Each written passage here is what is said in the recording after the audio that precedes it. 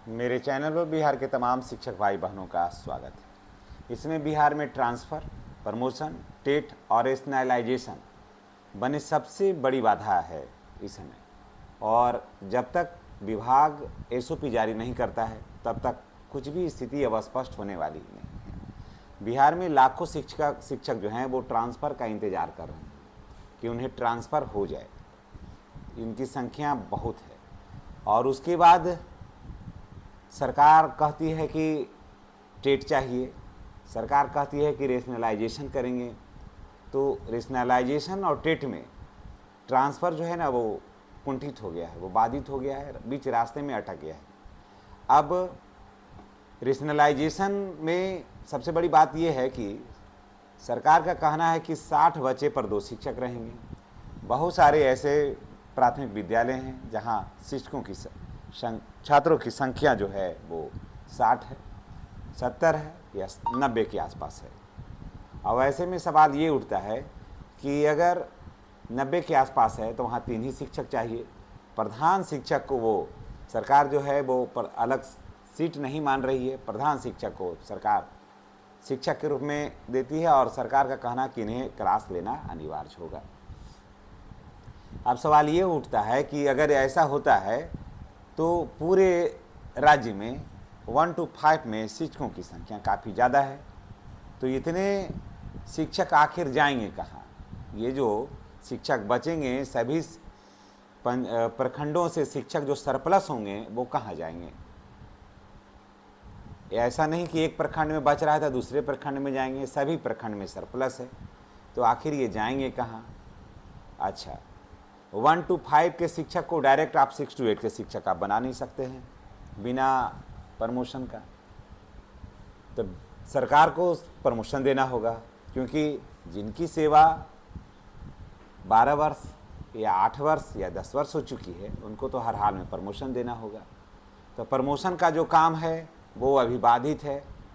Promotion सरकार 6 to 8 में 1 to 5 के शिक्षकों को 6 to 8 में प्रमोशन दे नहीं रही है। और जब तक सरकार प्रमोशन देती नहीं है तब तक 1 to 5 में शिक्षकों की संख्या सरप्लस होगी।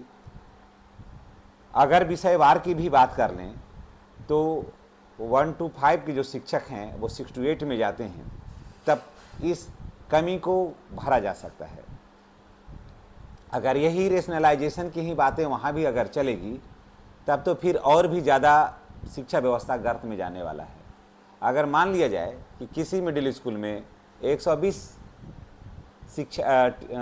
छात्र है, अब 120 छात्र है तो 4 तिया 12 और एक और प्रधान, वहाँ प्रधान अध्यापक, 4 1 5 क्लास होता है वहाँ 8। अब 5 शिक्षक जाएंगे और 8 क्लास रहेगा, कैसे पढ़ाई होगी? फिर दूसरी बात कि मिडिल स्कूलों में विषयवार भी होना चाहिए पढ़ाई। 6-7 किताब है तो ऐसे भी 7 टीचर चाहिए उसको पढ़ाने के लिए। उसके बाद फिर 1 to 5 में शिक्षक चाहिए। तो यहाँ रेशनलाइजेशन तो फंसा दिया यहाँ। और सरकार जब तक ट्रांसफ़र से पहले प्रमोशन नहीं देगी, ट्रांसफ़र से पहले सरकार प्रमोशन नहीं देगी, तब तक और भी ज़्यादा मुश्किल है। अगर ट्रांसफ़र देती है और प्रमोशन नहीं देती है और भी मुश्किल है। ट्रांसफ़र कहाँ दे के जाइएगा आप? रेशनलाइजेशन तो आप करिएगा तो ट्रांसफ़र कहाँ लेकर जाइएगा, कहाँ ले जाइएगा? 1 to 5 के इतने बड़े पैमाने पर। फिर देखिए और भी उलझ रहा है सिस्टम, बढ़िया से इसे समझिए।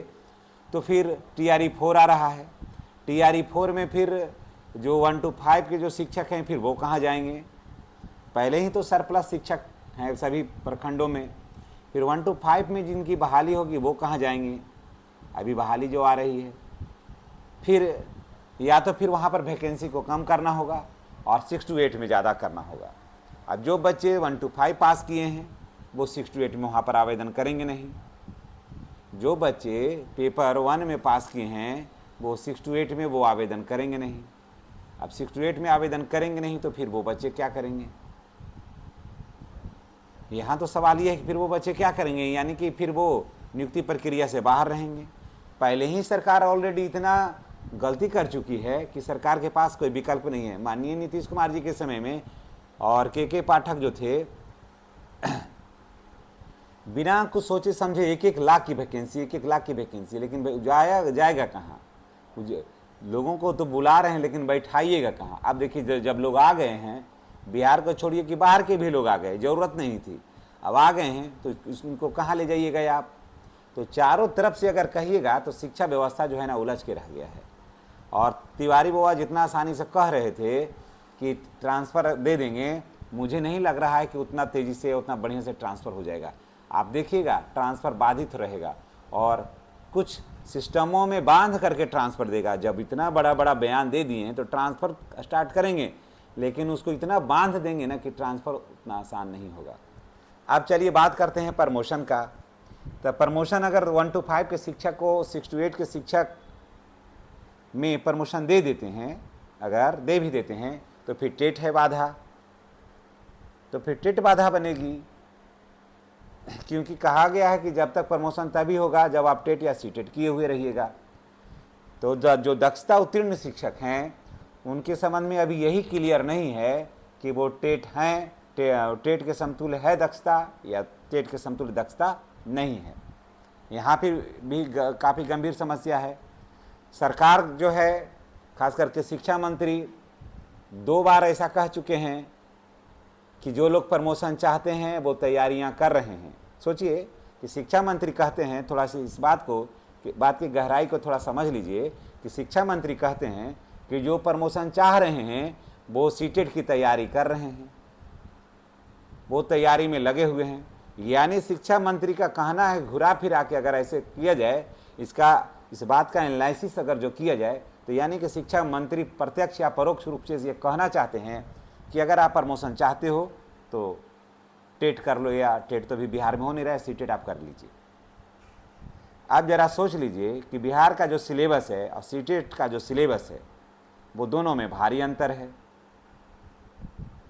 अगर अभी बिहार के जो शिक्षक हैं लगभग मान के चलिए कि 6 लाख में से 2 लाख को हटा दीजिए, 4 लाख शिक्षक, 4 लाख शिक्षक को अगर आप कहिएगा इस समय कि आप जाकर के सीटेट कर लीजिए तो बड़ा मुश्किल हो जाएगा पास करना।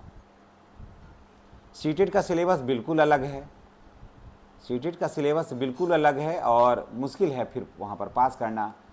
और 31 अगस्त 2028 तक लास्ट डेट है कि उसी के अंदर आपको पास करना है। सुप्रीम कोर्ट ने ये ऑर्डर दे रखा है कि जिनको सेवा में बने रहना है वो 31 अगस्त 2028 तक टेट या सीटेट कर लीजिए, अन्यथा आप सेवा को छोड़ दीजिए। एकदम एक लाइन में साफ कहा है। जिनकी सेवा 5 साल से कम बची है, यानी 2028 से जिनकी सेवा 5 साल से कम बची है वो तो सेवा में बने रहेंगे, लेकिन प्रमोशन और वित्तीय उन्नयन का लाभ उनको नहीं मिलेगा।